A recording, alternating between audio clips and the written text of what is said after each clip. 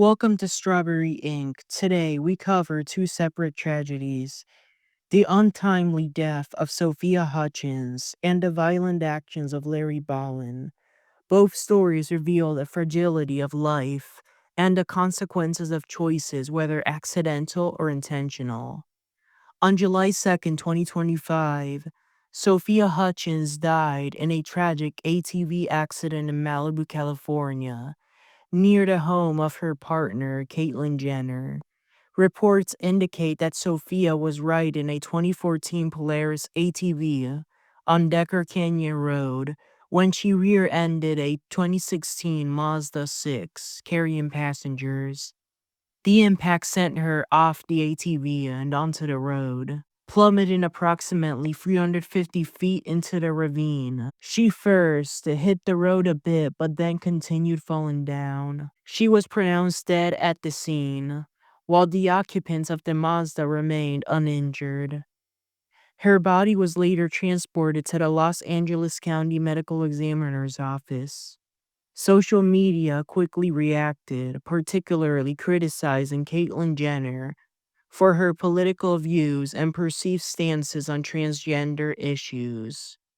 They criticized her for sharing anti-trans ideas despite being trans herself, and for supporting President Donald Trump's executive orders that harmed the trans community. Already mourning recent losses in her personal life, Caitlyn chose not to publicly comment on Sophia's death. She had already been getting so many hate comments, people asking her how does she feel now that her partner is dead. To many observers, Caitlyn appeared to have developed a thick skin, a toughness forged through previous heartbreak. Caitlyn has endured devastating personal loss before. Her mother, Esther Jenner, passed away on April 20th, 2023 at the age of 96 after a long life and a close bond with Caitlyn. Esther had been supportive of Caitlyn's transgender identity, making her death especially painful. Caitlyn also lost her younger brother, Bert Jenner, in 1976. That was also from an accident. Eerily mirrored Sophia's fate. This accident was so similar. Bert took a porch on Old Canton Road with Judith Hutchins, a 16-year-old friend. Bert is believed to have borrowed this car from Caitlyn. During a school lunch break, they went on this joyride. The narrow, curvy road sent the car airborne, striking a tree and a rock wall. Judith died instantly, and Bert was injured but still alive. He was taken to the Connecticut Hartford Hospital, where he later died. Reports from the OCME suggest that Judith suffered blunt force trauma to the head, similar to injuries seen in shaken baby cases. Through these experiences, Caitlyn demonstrated remarkable resilience. She opted not to speak about Sophia's death when asked, explaining simply, "I don't want to talk about it." Her composure reflects a life repeatedly tested by tragedy. On April 8, 2021, 27-year-old Larry Bollin, a production worker at Camp Moore Cabinets, opened fire inside the factory where he worked. He killed one person and injured 5 others. During a subsequent pursuit, Bollin critically injured Texas DPS trooper Juan Rojas Tovar. He did so while fleeing in Grimes County. Authorities confirmed that the shooting was targeting co-workers, though no broader motive was clearly established. Bollin was arrested the same day in Bedias, Texas, after a brief pursuit. He was booked into the Brazos County Detention Center.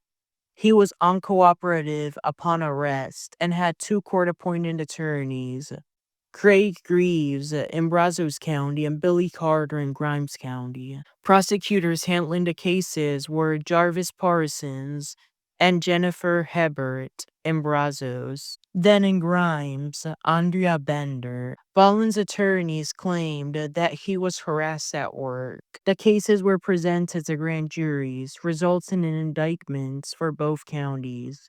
In Brazos County, he faced capital murder, 5 assault felonies.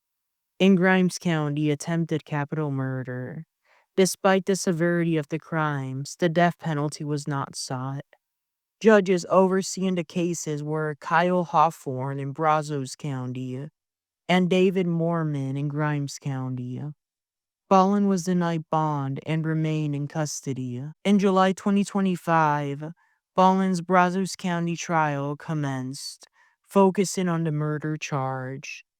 The jury, composed of 12 members and one alternate, ultimately found him guilty of capital murder. A sentencing phase followed, and the jury recommended life in prison without the possibility of parole, plus a $10,000 fine.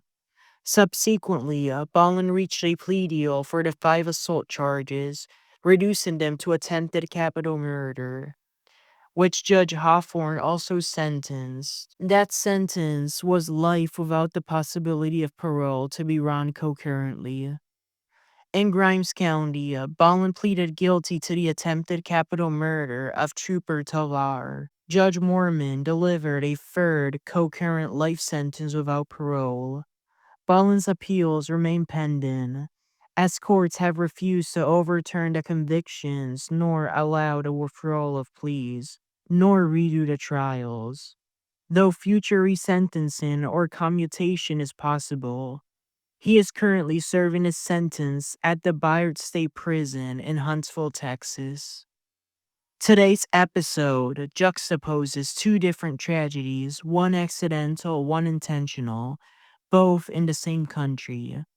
Sophia Hutchins' death reminds us of the fragility of life and the suddenness of loss, while Larry Bollin's actions demonstrate the extreme consequences of workplace conflict turned violent. Both stories leave lasting impacts on families, friends, and communities, and underline the resilience some must summon in the face of tragedy. Thank you so much for listening and have a good rest of your day.